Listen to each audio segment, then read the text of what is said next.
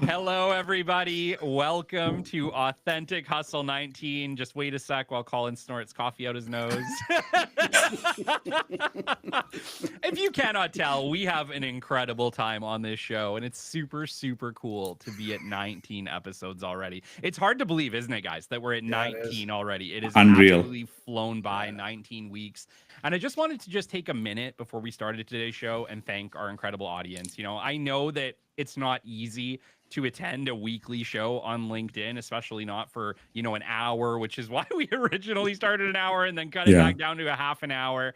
And for those of you who take even 5 minutes of your day to join us on Authentic Hustle, you are incredible. Thank you so much for doing that. Thanks for telling. Please do tell a couple people about us. I know it's a LinkedIn show. However, you can find these on YouTube. And I don't think we've ever really talked about that. But every single Authentic Hustle is actually produced and then put on YouTube. So while it's live here, it's not edited or anything like that. We do produce it, improve the audio quality, and we have it uploaded to YouTube, usually by the end of the day of the recording day. So by the end of Wednesday, we typically have it, you know, up on YouTube. Please do hop over there as well. Give us a follow. And if you just want to watch maybe a slightly higher produced version of that, where our voices sound a little more beautiful, you can absolutely find us there. And yeah, thanks for doing that. Thanks for joining us. Well, VJ, that's it. That's my pitch. Let's get into it. What is the trending topic of the day? Thank you, everyone. And if you're in any confusion, don't get confused. You can just head to ah.live, and all the videos are there too. It's instantly reflected there too. So all our episodes are also reflected there. You can just go there, ah.live. So that's super easy to remember. Before I get off the trending topic, I just want to take like 30 seconds to probably give a shout out to a group of people, right? Sure. I just realized this morning when I was like in the shower, like I think this group of people are amazing for a reason. People born in the 70s. Right, I realized that. I mean, that is the generation. It's me. I mean, Colin, you will fall in that category. People born in the 70s. Thank you, because like you're a generation. I think you empathize with the people in the millennials and afterwards. And I think a big shout out, massive shout out to the people born in 70s, because you really understand, you empathize, and you have an ear to actually understand what's going on. And I feel the same way with you, Colin, same way with my elder cousin, sisters. And so they're all the 70s, right? So they really understand. Thank you. A big thank you to all of you. Just want to give a shout out to you guys. So let's get into it. I appreciate that, because I've never been referred to as an elder before, but I appreciate that. I couldn't feel the same way. I couldn't feel the same way. And if we're shouting out generations, let me give a shout out to my fellow 80s brothers. Woo!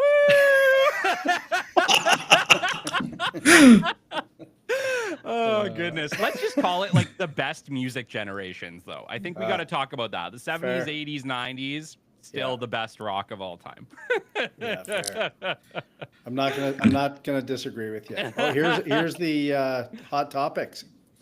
Yeah. So what are we talking today? So it's Sabrina. I don't know what that is. Like Give Rap, Norris, California.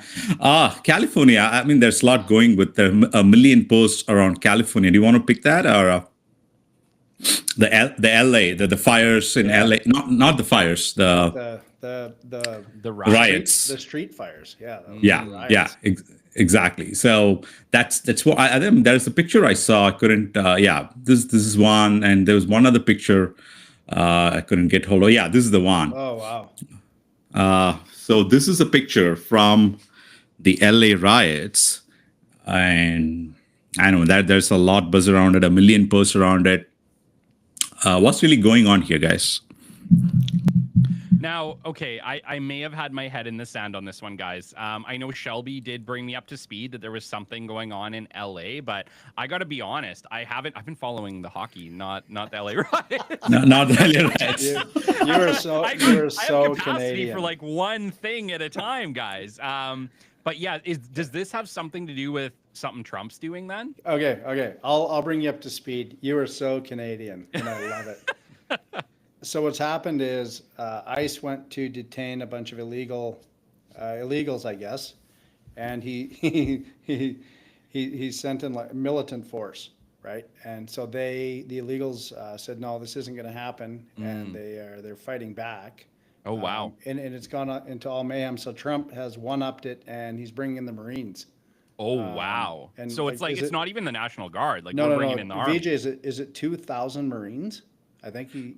Yeah, he's deploying thousands of Marines and a lot of troops deployed to basically handle the situation. And the funniest thing about this whole situation was the mayor of Los Angeles, LA, I forget the lady's name, and the state governor, Gavin Newsom, they both were not very supportive of even Trump getting involved. I know it's political and all, but basically, you're I don't know, there's an American aspect. Yes, they call it you're anti-American or something, but how can you not be supportive? Your streets are getting destroyed, your stores are getting robbed, and people are basically, I mean, there were hundreds and thousands of people actually throwing stones at the cops' cars, Yeah, right?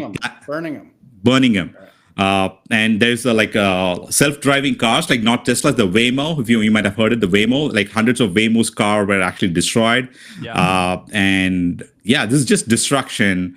And the president, Donald Trump, was getting involved to handle the situation, deploying troops and whatnot. So that's the situation in LA. It's really odd because they're under a curfew after 9 p.m. in downtown LA, and I did watch what Trump said, and he said we're trying to restore law and order. That's what it is. It's law and order, and it's not happening. It's getting worse. And like I saw a video of the crowd surrounding a lady with her kids in the car and pulling them out of the car. Wow. Right, and so something has to be done. And the other part is, and then they're chanting, and I don't want to get into the immigration part, but these people are saying leave us alone, and Newsom was saying the same thing, and at the end of the day, they're illegal, and this is not going to help them. This for sure will not help them stay in the United States. Right. Well, it's interesting, and I would like to maybe like, is there a parallel to this in Canada? Like, I don't know, maybe I'm just dumb to it, but VJ, you went through the process to become Canadian, to come here, to work. I imagine initially you needed a work visa to do it. Actually, why don't you just Talk us to through us? that. What is the process? No, I'll talk through all of this. So even before any of this, like I came to the United States, even to get a visa, like I had to wait almost like 7 to 10 months to get a visa. I went for the interview. The legal process of immigration is extremely hard, guys. To anyone hearing, it's extremely, extremely hard. When we took a decision, okay, let's apply for Canada and like apply for residency. The process almost took 2 years. Right, and it's a really lengthy process. They vet the medical, they vet the education, they go through a lot. Employer check, background check. It's a really long process. It's not straightforward at all for anyone hearing. And to come into a country to be an illegal and do these kind of riots, it's just not acceptable at all. No, you have no rights to come to any country and do this kind of like destruction to any society for that matter. Right, I just couldn't handle that. I mean, I see a pattern in terms of like because the moment we bring certain topics, people like switch instantly. Okay, fine. When COVID happened, I'm not talking about COVID, but the Black Lives Matter happened. Yeah. Right, and do you remember the movement of like defund the police, the entire movement around Seattle and whatnot? Yeah. Similar, right? Stores robbed, same thing. Same thing is happening in like Johannesburg, Cape Town, and South Africa. Same problem. Right? I mean, if cops aren't around, if they are not protecting the society, businesses cannot thrive, and the communities cannot thrive. If communities cannot thrive, citizens cannot thrive. It's as simple as that. You cannot make a life living robbing stores. Maybe you rob for 1 week. What are you going to do the next week when all stores are gone? Yeah. What are you going to do the next week? Yeah. So VJ, when you went through that process, what were some of the laws that are laid down? I guess you will. If you can stay, this is how long before you become a citizen or you have a temporary green card. Or can you walk us through that process of, let's say you got a DUI or whatever. The only reason I asked that is I have some friends from South Africa. Now they're citizens in Canada. And he just gave me some of the warnings that he had, that, you don't slip up. Mm-hmm. So what was that like, or how did that actually go? Yeah. So the situation with me between Canada and the US was different in my case because in the US I was in a visa category. So I came as a work visa, and once the work visa was tied to an employer, and once a visa expires, you're supposed to leave the country. That's how it works. It has nothing to do with like immigration, residency, nothing of that sort. But when we came to Canada, we applied for permanent residency. So we are the permanent residency. You get a permanent resident card. The card is valid for 5 years. And when we entered the country, we entered through Niagara Falls, the Toronto, that Ontario border through New York. And they said, like, you have all the rights of a citizen, except you cannot vote. That was the only criteria. And it's valid for 5 years. And that's the process. I cannot run for office, or I cannot vote. That's the only thing. Yeah. But you have all of the rights of a citizen. That's what it is. But you have to live in the country for 3 years. You have to obey the laws, the Canadian Charter, all of that. All of that applies, right? And that's how it should be. Actually, it's a straightforward, common sense process. They do the vetting. They make sure you're a good guy. Yeah. They make sure your background check is. They make sure your education is legit. They make sure your employment is legit. They'll do all the legitimacy tests, and it's a long process. And once they approve it, and after that, that's after they get a stamp of approval, and you can enter the country legally, quote unquote, legally. Yeah. That's the keyword here. Yeah. Okay. Yeah, and I think maybe it's disrespectful to the other people who have gone through that process. Like, I think maybe that's the other side of the illegal thing. And you know what? Let me just like put my hand up here and say I have nothing in this fight, right? Like I'm Canadian through and through. I was born here. I've never lived anywhere else but Canada. So I have nothing in this fight. I don't understand the persecution that people might be leaving when they come to a different country. And I understand there's a lot of places in the world that suck to live. I totally get that. Yeah. So I imagine that a lot of the people who are illegal in this scenario likely we're leaving a worse situation. So I can completely understand that aspect of it. But I guess like to the people like you, Vijay, who have, you've gone through the process, you've waited the term to be able to go and work in that country. You applied to move to a different country when that was up. At the end of the day, it's really shitty for people like you who've gone through the process, did the legal thing, and maybe even got rejected or maybe even had to leave or whatever it is. And now you have people that are just coming in willy-nilly on their own feelings. And it's hard because I understand the other aspect of this. I understand that it's probably not great for them where they're leaving. Yeah. Right? Like if it was great, they wouldn't leave. Yeah. And so I think that's like the important thing maybe to consider here with this is maybe there's a different route that they can take that like takes that into account, right? Like maybe there is a temporary visa that could be issued to these people who genuinely are leaving a bad situation like we do in Canada.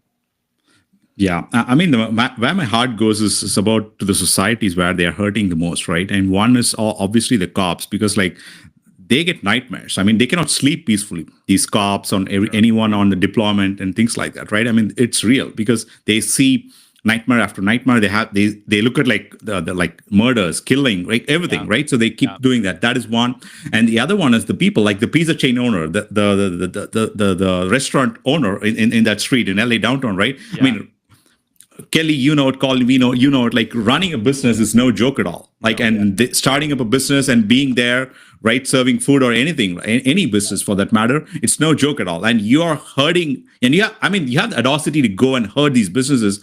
It's just not right. I cannot empathize with the hurt that's going on, with the destruction that's going on. That's where I come from with this whole point. And of course, from an immigration point of view, yeah, I mean, you don't have a right to enter a country as if it was your own country. No, because there are laws laid down. They have like people who have lived before you. They've formed the society. They've built the society. So you have to follow the rules. Like there's no other way around it.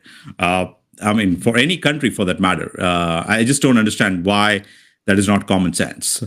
Yeah. Maybe if we have any listeners who are finding this show and maybe you are in LA, maybe you can give us just a little background context as Canadians who maybe don't understand the situation or what that immigration is like. And I would love to maybe have both takes. I would love to have maybe somebody who is native to Los Angeles or California, and if we can, maybe somebody who is an immigrant to the area, to be able to give us maybe both sides of what they're feeling. I would really, really like that. I would like to see both sides. So please do leave that in the comments for us on YouTube. Would love, love, love to understand better as a Canadian what is happening there. VJ, that takes us to the end of our trending topic. Can you lead us in? Let's go. Our topic Let's go. of the day. All right. And anyone listening and everyone, if you want to be a guest on the show, or if you want to drop a topic, go to ah.live and drop your topic request, or fill out the form to be a guest on the show. Thank you so much. Let me share let's spin the wheel now. Let's go. And VJ, you're picking. It's your turn. It's my turn. Okay. Yep, it's your turn.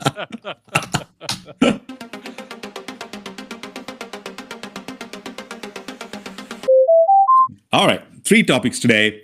Water scarcity. Can desalination solve the global water crisis? Interesting. Hybrid work. Are hybrid work models sustainable for long-term productivity? It's on hybrid work and leadership. The third topic is, should AI decision-making be regulated to prevent bias? Interesting. 2 or 3. Hybrid work. Should AI decision-making be regulated to prevent bias? I think I'll go with the second topic because I have done that a lot. Me too. And I've experienced doing that. Are hybrid work models sustainable for long-term productivity? I love it. Can I kick this one off? Yep. Yes, please go ahead. Okay, perfect. I am a massive, massive advocate of work from home. And let me just start out by saying I was not an advocate for it. When I first had to work from home during COVID, I flippin' hated it, guys. I sucked at it. And I'm not afraid to say that because I know so many of you out there felt the exact same way, because home was your space, right? Home was where you unwound, not where you wound up. And so ultimately, I found when I first went home during COVID and had to work from home, guys, I struggled. Like, I spent most of my time just like hanging out, watching TV and playing with my dog. that was work from home. What I actually had to do was lock myself in a room. So it sounds kind of crazy, but I had my office. And what I had to do during work time to really start to get good at it was essentially go in there, shut the rest of the world out, and get to work. And it was not an immediate process. I would say it was probably about 6 months of getting used to that habit. And when I was in that room, I was working, right? Now, the funny thing is that me and Shelby, we talk about this a lot now. We're way more productive working from home. I can guarantee you I do more work working from home because, one, I typically start work before 8 o'clock in the morning. So I'm not driving to an office to start work. I'm literally starting work typically right after I get my coffee. And I usually work late. Like, most nights I'm working till 6, 7 o'clock, whether that's for me or for clients. So I'm actually more productive than I've ever been. And I can say this bar none. I'm more productive than I've ever been working remotely. And actually, when I was working with one of my larger clients, I was only going into the office 1 day a week. And I really loved that. I absolutely loved that model because I got that like productivity and to be able to do my own thing from home. And then I also got that like office time. That little bit of time to connect with the people who worked there, to kind of establish those relationships. But it was simply 1 day a week. And I would say, Colin, VJ, that was my favorite way to work ever. My favorite way to work, I think, is hybrid. Yeah, no, I kind of like ditto everything you said, Kelly. I have like no points to add. Like, yeah, Kelly, it's the same thing as Kelly.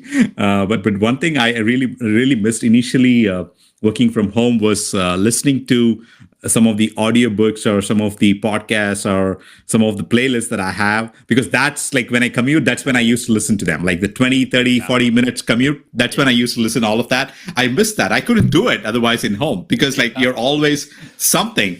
And initial phase of my working from home was also like that. I was watching more movies. Oh yeah, Netflix is there all the time. At one point, we actually, I think 3 years ago or 2 years ago, we literally canceled Netflix. I mean, because we were not watching any shows after that. So Yeah, that was the learning. But after that, I mean, I wouldn't go back otherwise. I mean, going to the office feels now, oh, I have to travel 45 minutes and then go to an office. It kind of feels different for me.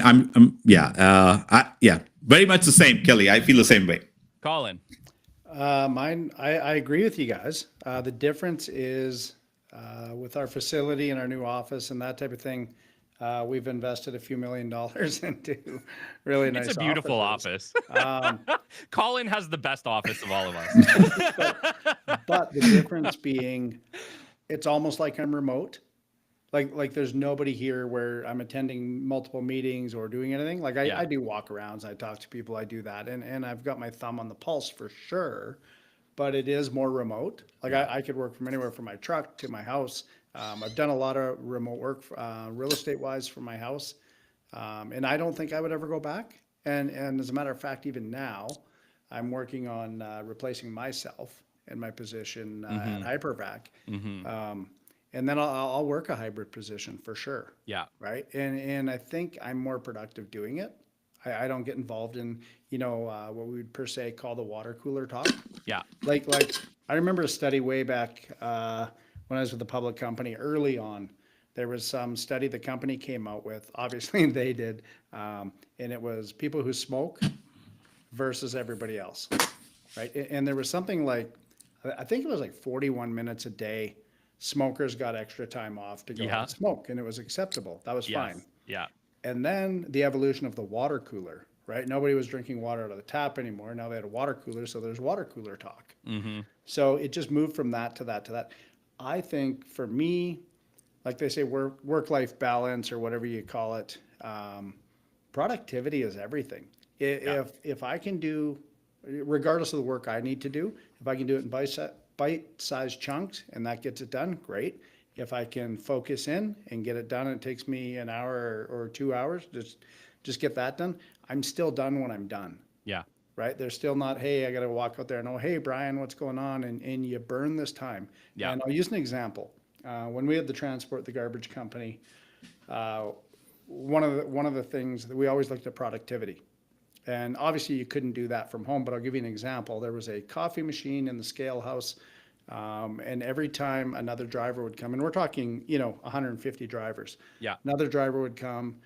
One guy would just be finishing his smoke, and the other guy'd be going in to run to grab a coffee. By the time it's all done, you might have 8 or 9 guys in a 5-hour period that are just literally burning away time. Yeah. Right? Yeah. So we sat down and we're like, hey, well, we're not going to come in and just tear the world apart, but how do we do this? We removed the coffee machine. That was it. That was it. Well, right? that's it. And it's interesting too, because, I used to smoke. I was done. Yeah, me too. Yeah. And absolutely, they go together, right? Like you start to tie your smoking habit with a coffee or with an energy drink, in my case, or whatever. And more like people and more exactly. people. And so so the trigger is the coffee. The trigger for that cigarette was to go and get the coffee. And if you don't have the coffee, you might not need the cigarette. It's funny that was the solution. Right. VJ, you might not know because you were probably born in the 90s. There's this 80s. People used to smoke. No, I never heard of it. Yeah, my goodness. I look back now, and it's funny that you talked about like the time, right? When I was in college, I was still smoking because I was still dumb, and I used to work as a server and a bartender, and it was only the people who smoke got the breaks. Yes. Like it's crazy, right? But that's exactly why, like, it's not why I was doing it. I was smoking before that, but it was a huge perk of being a smoker was that you got to sneak out for your smoke break while everyone else is just a sucker working their night off. And 100% acceptable. Yes. It was, oh, hey, where's Colin? Oh, he's out for a dart. Oh yeah. Okay. Yeah, exactly. Right? Yeah. But just imagine, hey, where's Colin? Oh, he's just sitting on the milk crate out back. Well, tell him to get back in here. And get to work. Yeah, exactly. Right. If you were doing nothing, you're in trouble. But because you're killing yourself, it's okay. So really, and then you think about, and maybe it doesn't work for everybody, but that hybrid, like I've read these things where these, the large corporations are demanding people come back to work, which, I get that, right? You're paid to do that. But how many billions of dollars are wasted, right? like in the commute, in the time, in the parking. Yeah. Like even you think if you're a corporation and you have whatever, I don't care if you have 25, 50, 100, 150 staff, and you have parking lots and you have parking passes and the time to walk in and out and your lanyard and the security and all of that. And then what do? You go into your office and you go on a Zoom call. Yeah. Yeah. Wow. That's Okay. pretty accurate. Well, and does that even make sense? No. No. Why didn't you just do the Zoom call from your home office? Yeah. Yeah.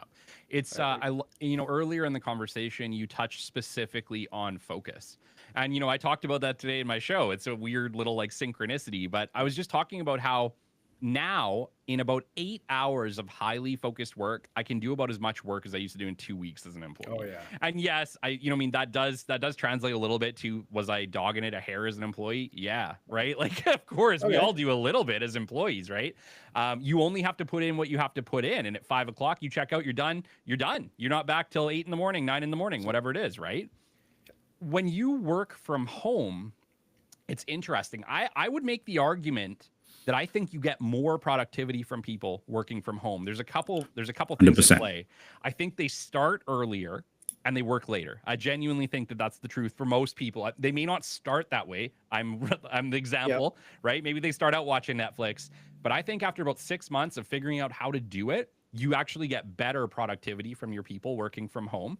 They're more loyal because I think on the other hand, they also like being able to work from home. Mm-hmm. So they're going to put in that little bit extra effort to make sure they do it right. And the other part too is that the onus is on them to prove that they're doing what they need to be doing, right? Like if you get like 3 weeks and you're not getting shit out of them, you're going to be like, hey, what's going on? And they're going to be like, I'm not working. Like what other excuse do they have, right? So they're actually going to work a little bit harder. Well, I can guarantee you, I think over time, the companies that embrace the hybrid work from home model are going to come out way ahead of the ones that bring their people to the office. And you touched about one other thing, Colin, the cost. Think about the cost of these sky-rise buildings, these multi-floor offices that nobody friggin' wants to go to anyway. No. Yeah. No. Sorry, go ahead. No. I was going to tie in here and then I'll be done with it. I think if you hybrid position, work from your home office, whatever it may be, and if you actually grasp AI and what it can do for you as well with productivity, right? You're not grabbing an encyclopedia off the shelf or a book or, per se, and digging through and digging up all this history. It's at your fingertips. And if you're good at what you do, that's where the whole thing is. You're paid for the value. Yeah. Right. You're not paid for the time. You're paid for the value. So if I can condense that value into 1 to 2 hours a day, and like you just said, what you do in 8 hours, you used to do in 2 weeks, that is value. So regardless, whatever that dollar amount that you have fixed to that, I'll pay employees all day long, and I don't actually have to see them. Yeah. So VJ. Right. No, I just wanted, like, the more we started talking, like, I almost forgot, like we have an entire operations based on remote and hybrid work. I mean, it's right. I mean, it's actually that, because like, we built 2 AI products entirely from the remote model, right? I have my other founder in Toronto, and here in this case, the Brian, he's in Texas, right? So the entire conversation happened on Google Meet. Thank you, Google, for all the calls. Right. It worked every single time, like a charm. So all of that was done. I speak to my developers all the time on Google Meet. It always works. So big shout out to the remote model. Yes. I used to love, I mean, like with the hybrid model, going to the office, I used to treat office as though it was like a temple or something. I mean, I have smoked, I've taken fact, but like, I'm not an active smoker because my dad smoked a lot. Maybe that stuck to me. I didn't smoke as much, but I've taken a couple of drinks, but I never went back to office after taking a drink. I could never do that. I mean, my friends, hey, come, let's go grab that thing from the office. No, I never did that. That is something I'm proud of. Like, I treated it really well. But anyway, the corporate have, it's. I don't want to go into that topic, but I had a good time being in office. It's really good. But I also don't miss not going to the office either, because from a productivity point of view and the things that we could produce from a point of view, it's really great. And one other thing I want to mention is I spoke to a Bitcoin founder. I know Adam O'Brien, Kelly. So I spoke to him, like we were chatting and having a coffee and something, and we were talking, what the cost of actually maintaining an office just to have like 10 employees, it's enormous actually. I mean, to be able to pay for the rent and everything, it's just like that, $1 million+ salary plus rent and everything, right? It's just like that, it adds up. maybe some of that cost can go back to the employees or go back to the founders or something like that, right? Why to instant? Yeah, that's how I feel the enormous expense in terms of like being in office. Although I like it, but there's also a benefit not being there as well. So the only thing when I look back to the value of an office is truly the connection. And so my argument would be ditch the office and throw like weekly events where you and your staff can get together and build a true connection. That is the value of the office. So if that's the value of the office and you want to get your staff working together, you want to get them collaborating, just put them in a space together. You don't need to have an office. Do something fun together and build real relationships. And one other thing I wanted to tie on before we wrapped up today's show, and it's funny, Colin, because Shelby had brought it up. And she mentioned that one of the biggest advantages of working remotely is that you are not limited to your location for exceptional talent. You now have the entire world. And VJ, you're a great example of this. You can bring in talent from anywhere in the world, the best people, period, not just the best people for your location. And that's a massive advantage. Yeah. Sorry, and Zadwell is like completely like a remote first company, and we want to focus on remote first. Although maybe in the future we'll have office. I will never say never, but maybe we'll have an office. But currently we are fully focused on remote, and we see a massive advantage being remote, and probably going to maintain that way for the near future. That's just for Sorry, Colin. No. And you know what, VJ, even with that, I don't even know if you'd have an office that you would go to. You could rent an office, you could rent a pod, you could do that type of thing. Co-working. The WeWork co-working type thing. I think that's going to be even more out there. One story that triggered in my mind quick was in the corporate industry. I was called to go to a meeting in Calgary. They were flying in their corporate jet. That means expensive bottles of wine. That means lunch. That means supper. That means a bunch of, all these people are going to come from all over and meet these guys at the table. I drove from Lethbridge. I had a truck, a carload of people, probably 4 people with me. So you think of the dollars involved there and away from the business. I went from Lethbridge and I was on Deerfoot, and I got a call saying, "Hey, sorry, we're not going to be able to meet with you today." No. Oh, okay. So we burn away a day, literally, of everybody's time. And then they called and said, why don't you come back tomorrow? Okay, so we do, and we get into the room just to see the CEO. Actually, we're doing a budget review, rip up a binder in front of me from another person from another area and say, "This is junk," throws it in the garbage. And I'm like, you know what? All of that should have just happened virtually, if never. But the cost associated with these guys flying in, meeting for an hour, like I'm so sorry that nobody's that important. Nobody has that much impact. Actually, it was a negative impact, to tell you the truth. Right. And here I am a dozen years later laughing at it. And they're probably still doing it. Right. Then even that night, now you're going and they're having $100 bottles of wine. But here's the best part of it all. The purpose of that meeting was to say, how can you spend less and make more? Well, I don't know. You just flew a jet all over Canada and touched down for an hour at a time in these little places. And, we're talking limos from the airport. And anyway, that whole thing, I Zoom stock or whatever, Teams, you name it, should just go through the roof. And never have that again. Absolutely. So. And I always advocate initial meetings shouldn't be in person. Like if you're just meeting a company for the first time, have the virtual meeting, take the 30 minutes, book the virtual meeting, have a quick conversation and see if what you need is really there. Because how many people waste, like you said, entire days driving to a meeting for nothing? Just an example of that. I once drove 12 hours through a tornado to go to a lunch meeting that was a gigantic waste of time and drove all the way back. So I'm a huge advocate for the Teams call. The first virtual meeting, people, it is valuable. All right, VJ, any last words? No, I'm good. Let's wrap it up. All right, Kelly. That takes us to the end of our show, everyone. We'll see you next week for 20. Later, Hustlers. All right, Hustlers out. And that